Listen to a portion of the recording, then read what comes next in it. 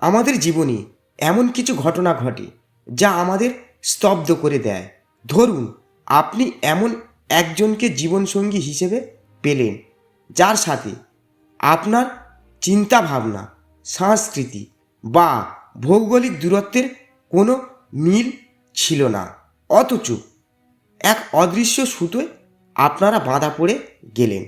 তখন মনে প্রশ্ন জাগে, এই মিলন কি কেবলই এক কাকতালীয় ঘটনা, নাকি এর পেছনে লুকিয়ে আছে কোনো মহাজাগতিক চক্রান্ত? সনাতন ধর্মে একটি কথা প্রচলিত আছে, বিয়ে নাকি স্বর্গে ঠিক হয়ে যায়।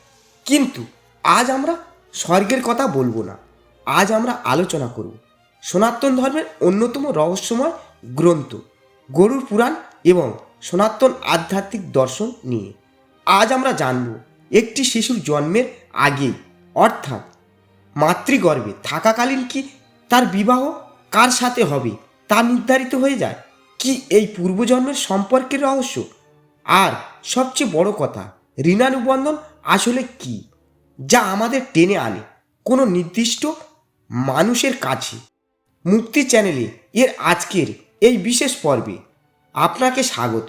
আজ জীবনের এক পরম সত্যের মুখোমুখি হতে ভিডিওটি একদম শেষ পর্যন্ত স্ক্রিপ্ট না করে দেখুন। গর্বে কি সত্যি ভাগ্য লেখা হয়? গরুড় পুরাণের সত্য।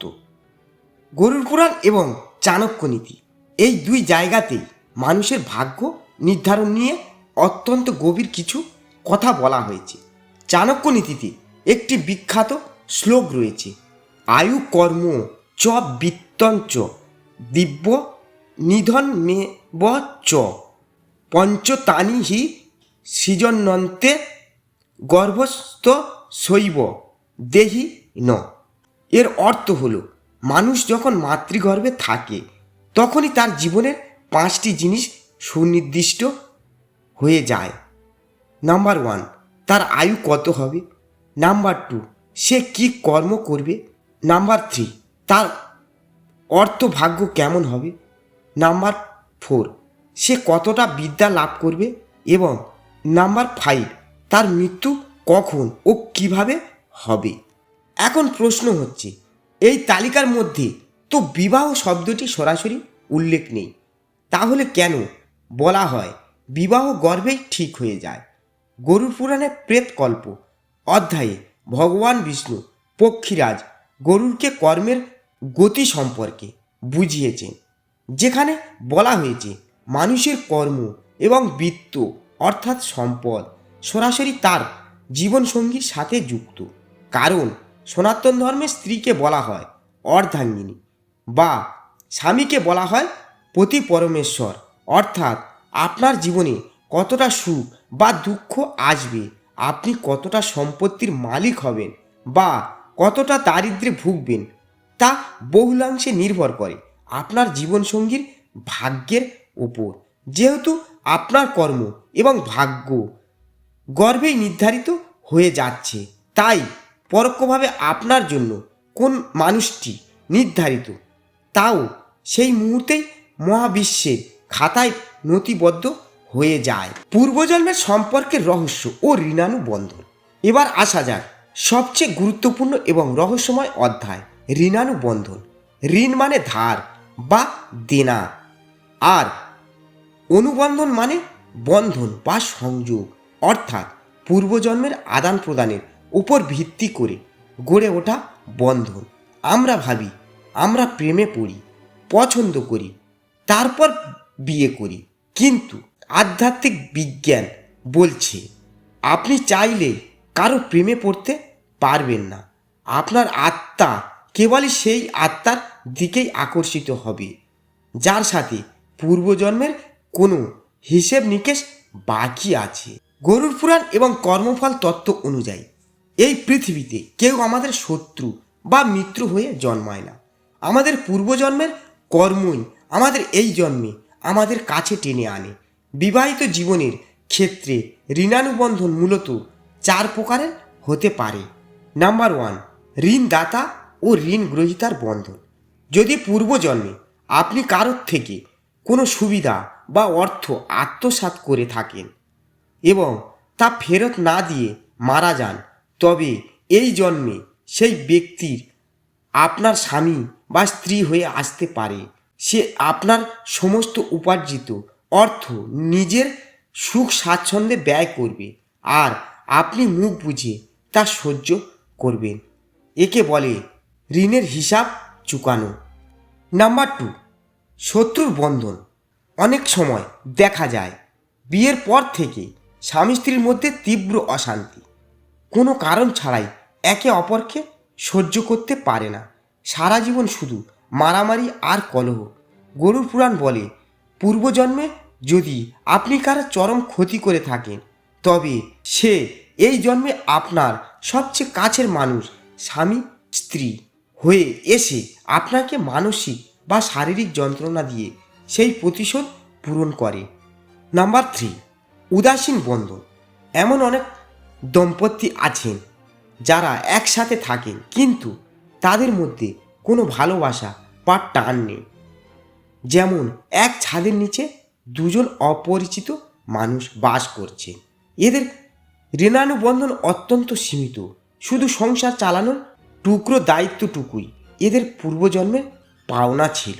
নাম্বার 4, অনুরাগী বা প্রেম বন্ধন।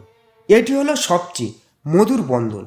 পূর্বজন্মে যে দম্পতি একে অপরকে নিঃস্বার্থভাবে ভালোবেসেছেন, একে অপরের প্রতি সৎ ছিলেন, তারা এই জন্মে পরম সুখী দম্পতি হিসাবে পুনর্জন্ম নেন। এদেরকে দেখলেই মনে হয় এরা যেন একে অপরের জন্যই তৈরি। কেন আমরা পূর্বজন্মের কথা ভুলে যাই? এখন আমাদের মনে স্বাভাবিকভাবে প্রশ্ন জাগতে পারে, যদি পূর্বজন্মের কারণে বিয়ে ঠিক হয়, তবে প্রকৃতি আমাদের সেই স্মৃতি মনে রাখতে দিল না কেন? আমরা কেন ভুলে যাই যে এই মানুষটি পূর্বজন্মে আমার শত্রু ছিল বা পরম বন্ধু ছিল? গরুর পুরাণে এর উত্তর খুব সুন্দরভাবে দেওয়া হয়েছে। বলা হয়েছে, মাতৃগর্ভে থাকা অবস্থায় নবজাতক তার পূর্বের শত শত জন্মের স্মৃতি দেখতে পায়। সে ঈশ্বরের কাছে প্রার্থনা করে, হে প্রভু, আমাকে এই নরক যন্ত্রণা থেকে মুক্তি দাও, আমি এবার শুধু তোমার আরাধনা করব। কিন্তু যেই মুহূর্তে শিশুটি পৃথিবীর আলো দেখে এবং বৈষ্ণবী মায়া বা প্রকৃতির বায়ু তাকে স্পর্শ করে, অমনি সে এক পরম বিস্তৃত সাগরে তলিয়ে যায়। প্রকৃতি যদি এই স্মৃতি মুছে না দিত, তবে মানুষের জীবন নরক হয়ে যেত। ভাবুন তো, আপনি যদি জানতে পারতেন যে আপনার বর্তমান স্ত্রী বা স্বামী পূর্বজন্মে আপনার খুনি ছিল, তবে কি আপনি এই মুহূর্তেও তার সাথে সংসার করতে পারতেন? পারতেন না। এই বিস্মৃতি আসলে প্রকৃতির এক পরম আশীর্বাদ, যাতে আপনি নতুন করে আপনার কর্মের খাতা পরিষ্কার করতে পারেন। আধ্যাত্মিক মুক্তি ও সচেতনতা। তাহলে এই পুরো রহস্য থেকে আমাদের প্রাপ্তি কী? মুক্তি চ্যানেলে এর উদ্দেশ্য কেবল আপনাদের মনে ভয় বা আত্মবিশ্বাস তৈরি করা নয়, বরং আধ্যাত্মিক চেতনার আলো ছড়ানো। যদি বিবাহ গর্বেই ঠিক হয়ে থাকে, যদি আমাদের জীবনসঙ্গী পূর্বজন্মের ঋণানুবন্ধনের কারণে আমাদের জীবনে এসে থাকে, তবে আমাদের করণীয় কি? আমাদের করণীয় হলো গ্রহণ করা এবং ক্ষমা করা। আপনার বৈবাহিক জীবন যদি সুখের হয়, তবে জানবেন এটি আপনার পূর্বজন্মের স্বীকৃতির ফল। ঈশ্বরের প্রতি কৃতজ্ঞ থাকুন। আর যদি আপনার বৈবাহিক জীবন কষ্টের হয়, তবে প্রতিদিন ঝগড়া না করে মনে মনে সেই আত্মাকে ক্ষমা করে দিন। ভাবুন, এই কষ্টের মাধ্যমে আপনার পূর্বজন্মের কোনো কঠিন ঋণের খাতা বন্ধ হচ্ছে। আপনি যত দ্রুত আপনার সঙ্গীকে ক্ষমা করতে পারবেন, আপনার আত্মার ঋণ তত দ্রুত হালকা হবে। অন্যথায় এই জন্মের ক্ষোভ ও ঘৃণা আগামী জন্মে আবার আপনাদের এক নতুন ঋণানুবন্ধনে আবদ্ধ করবে, যা চক্রাকারে চলতেই থাকবে। সনাতন ধর্মে গরুর পুরাণে আমাদের এটাই শেখায় যে মহাবিশ্বের কোনো কিছুই আকস্মিক নয়। আপনার জীবনে প্রতিটি মানুষ, বিশেষ করে আপনার জীবনসঙ্গী, এক পরম পরিকল্পনার অংশ। গর্ভের সেই অন্ধকার ঘরে বিধাতা আপনার জীবনে যে রূপরেখা এঁকেছেন, আপনি আজ তারই পথ ধরে হাঁটছেন। আজকের এই পর্বটি আপনাদের কেমন লাগলো? আপনার বৈবাহিক জীবন বা সম্পর্কের ক্ষেত্রে কি আপনি কখনো এমন কোনো অলৌকিক বা অদ্ভুত টান অনুভব করেছেন যা যৌক্তিকভাবে ব্যাখ্যা করা যায় না? কমেন্ট বক্সে আমাদের অবশ্যই জানান। আপনার একটি মন্তব্য অন্য কোনো সাধককে অনুপ্রাণিত করতে পারে। ভিডিওটি ভালো লাগলে লাইক করুন, বন্ধুদের সাথে শেয়ার করুন এবং আধ্যাত্মিক সত্যের এই অনুসন্ধানে আমাদের সাথে থাকতে মুক্তি চ্যানেলকে এখনই সাবস্ক্রাইব করে পাশে থাকা বেল আইকনটি প্রেস করে রাখুন। দেখা হবে আগামী পর্বে অন্য কোনো রহস্যময় আধ্যাত্মিক সত্যের সাথে। ততক্ষণ পর্যন্ত সবাই ভালো থাকুন, সুস্থ থাকুন। ঈশ্বর আপনাদের মঙ্গল করুন। নমস্কার।